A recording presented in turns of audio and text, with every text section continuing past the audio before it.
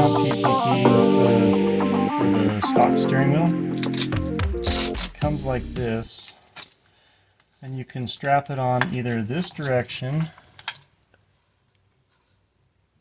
but I prefer on the back, so when you turn it, it's not in your way, but you can still press it. So you'll want to leave the one strap or one up like this. You want that all the way up in there like that. It's sunk down on me, so.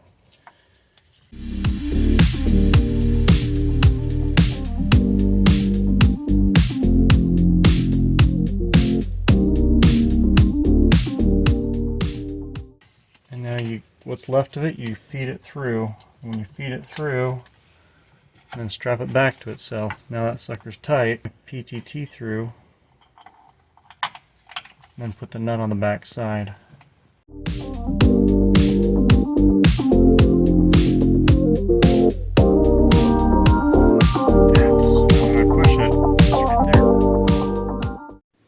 Now all we have left to do is to connect the push-to-talk wire to the extension cord and put some tug relief zip ties on each side of the connection.